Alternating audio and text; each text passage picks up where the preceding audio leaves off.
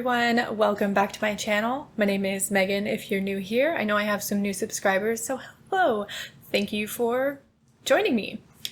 Today's video is going to be a reaction video. I got requests to do more reaction videos. You all seem to like those.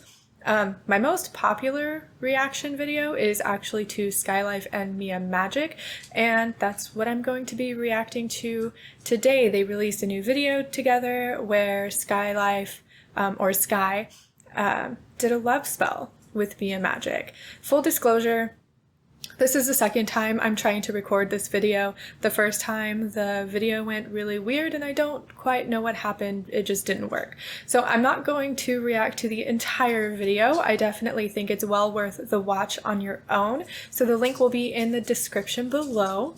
But there are bits and pieces that I want to react to and talk about. We are talking about love magic for the month of February, and this is the last video in February, and I wanted to make it a reaction video. It just so happened that Sky released a video with Mia Magik recently that I can now react to. So hi Sky, if you're watching, make sure you check out Sky's video. The link will be in the description below, and let's get started. Pleasure is magnetic. Let yourself feel this pleasure so that you can magnetize even more of everything you desire. It's really hard to do the kind of deep work that you have to do in order to excavate where your wounds are. It's so brave and it's so worth it.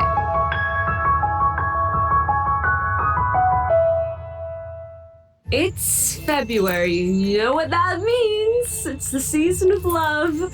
So we're gonna get witchy and try and manifest me some love. There are like 100 different rituals that I did in order to call Bear in. I treated my spell like it was my man, doing this whole spell and then engaging with what you have created as if it is already the physical manifestation of the thing. And so for me, the primary fundamental element of love magic was seeing how I did and didn't love myself. I like that she mentions that. That whole part right there where she's talking about how she engaged with her love spell, and it wasn't necessarily that she was trying to call this person in specifically, but she was treating her magic the way that she would treat the person. I'm assuming with love and attention and care, very detail oriented probably, but she mentions that it's part of a journey to self-love. By seeing all of the ways that she didn't love herself, she was able to move through that and work on her self-love and seeing the value in herself so that she could attract the person in her life, the type of person in her life that she wanted as a partner. I think that's very important. While loving yourself isn't required to be in a healthy, loving relationship, it certainly doesn't hurt. So I think it's a good place to start if you don't actually know what you want. So I'm like, okay, well, if I want a male partner, I needed to work on being more solid, stable, dependable, some of the things that I wanted in a man. So you want freedom from another person, but what you just said is that you don't feel like you can give yourself that freedom. Yeah. So there's a big confusion in who determines your freedom. You do. This is the love spell. We don't have a fucking roadmap through our own psyche. Like, you could do 100,000 spells and they're never gonna work if you don't know what you're up against. That is true. That is so true. One of the foundations of magic, of witchcraft and casting spells, is having a focus, having a clear intention. If you don't know what you want, or you're not clear about what you want, it's never gonna work. You can do a million different spells, but they're either going to fail or they're gonna go wrong and you're gonna bring something else into your life because you're confused about what you want and therefore you are putting out confused energy.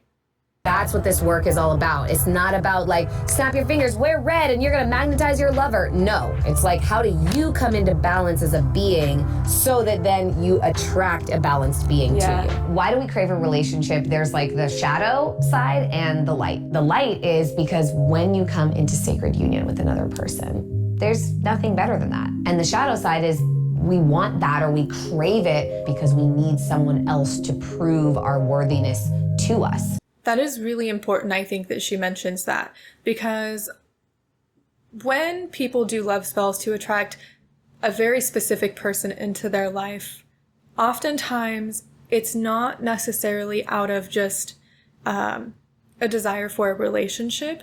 There's usually a deeper shadow to it. So when we can recognize that sometimes our craving for intimacy comes from our shadow and our need to feel validated, we can instead work on that shadow as an act of self-love itself. Because when you heal the wounds, I think you are better equipped to bring in the attraction that you seek and get away from the negative and bad, what am I trying to say?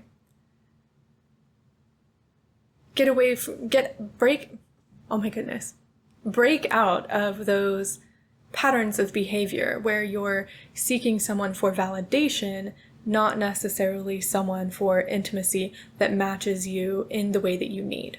What is first for our day of activities? Well, since we've had this amazing realization around pleasure, it would be wonderful to do a little breath work around that, see if we can heal it. And one of the things that I just find to be so important in any love ritual is to honor the member that you will be giving much of your love and devotion to.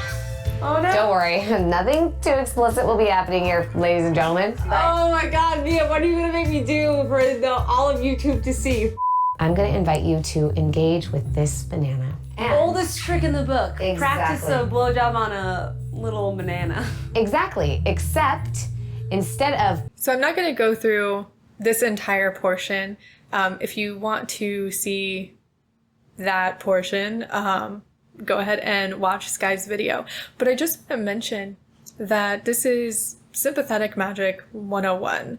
You have an object that represents something else. You treat that object the way you would treat whatever it represents, and therefore you work on your relationship with whatever it represents to either bring it into your life or to make the relationship better.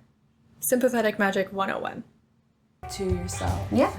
That's why I hang out with Mia. She's dropping me some bombs and making me go to town on a banana. Always doing some weird shit. I haven't even made you do anything that weird yet, please. Shit, we're just We're starting. still in elementary level. We're still in kindergarten. Yeah. You wait, people. One of my favorite things that Bear always says is easy choices, hard life. Hard choices, easy life. The hard choice is let me breathe into where I feel the wound. Wow, let me acknowledge that there's a wound at all. And it's uncomfortable to talk about, and it takes a load of courage to go deep into your wounds and want to heal them. But it's so brave and it's so worth it. Absolutely.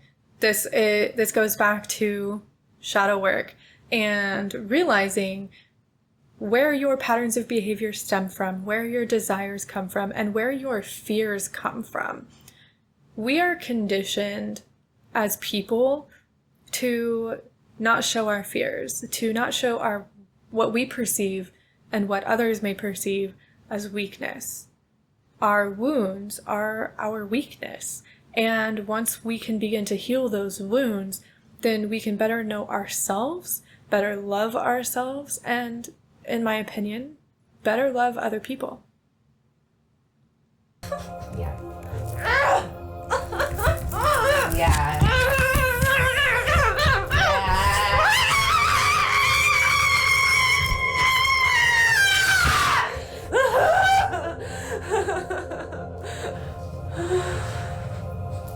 Good.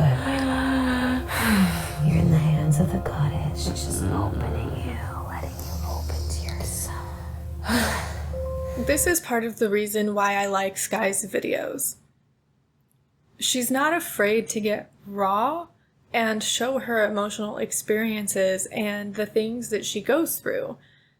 This is a very real process, and the The emotional and energetic release that can happen at the end of breath work, no matter what kind of breath work you're doing, is very real and can be very visceral. So this is why I like Sky's videos, because she's honest.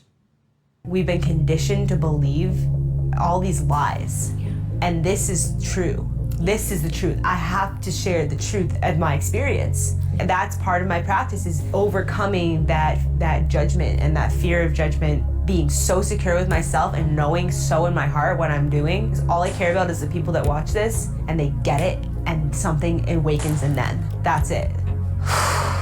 Oh my God. It's damn scary, but. What'd Rachel say? If it doesn't scare you, you're not doing it right.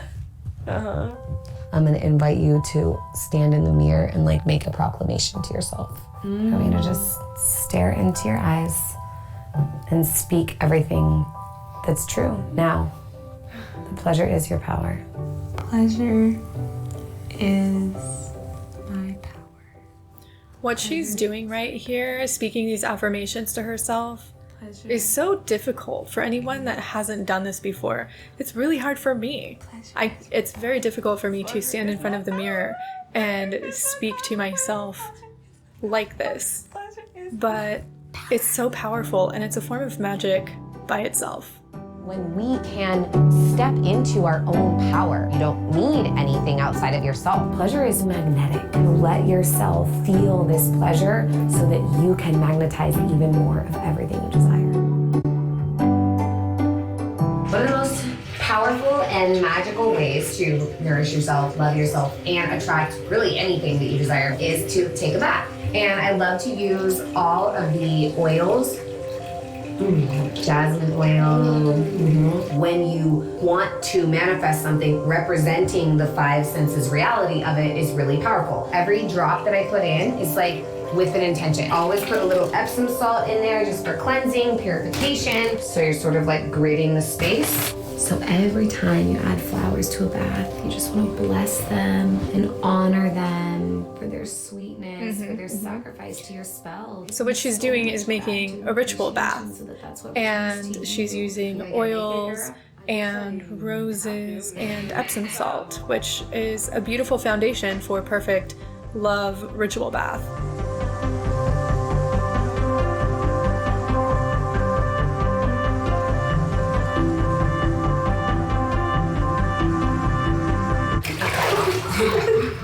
This is a cauldron, so everything that we've put in it, all the roses, all the herbs, is part of the brew of the magic. You let the new memory that this water is creating, which is like safety, my pleasure is power, letting go of any guilt or shame to experience your pleasure. I feel like I had so much release today. Yeah. I went into this day not knowing what to expect or what I wanted. Yeah. Even do I want to be manifesting a partner? I don't know. Now that the day is done, like it's been about giving myself that pleasure. This self-love is so important. We're about to turn off these damn cameras so I can just like actually be and experience this. Self-love. But that's it for this episode of SkyLife. Thank you so much, Mia, for today. This was amazing. Bless your bath, goddess, priestess of pleasure, and I love you. Enjoy yourself. I love you so much. Thank you so much. You're so welcome. Look now like this. Bye. I really liked that Mia and Sky focused on self-love, especially since Sky isn't entirely sure what she wants yet. She doesn't know if she wants to manifest a partner. She doesn't know if she's ready for a relationship yet. So self-love and healing those wounds from past relationships, past experiences, and societal standards and pressure is a great way to start the process. A great foundation.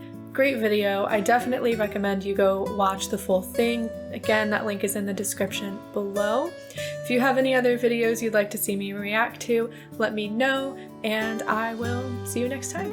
Bye for now.